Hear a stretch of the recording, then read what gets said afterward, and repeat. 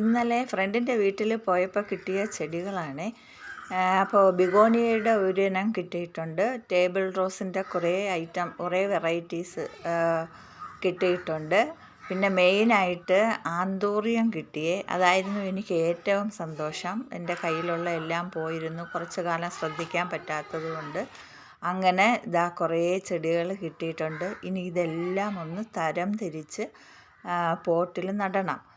തിരിച്ചു വന്നപ്പോഴേക്കും അതിന് വേണ്ട പോട്ടും വാങ്ങിച്ചുകൊണ്ടാണ് ഞാൻ വന്നത്.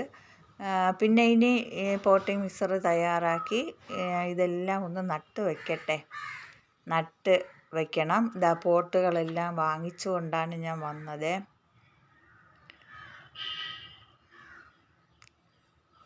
ടൂ വീലറിൽ കൊണ്ടുവരാൻ തന്നെ നന്നായി പ്രയാസപ്പെട്ടു. എല്ലാം ഒന്ന് നട്ട് വെച്ചിട്ടുണ്ട്.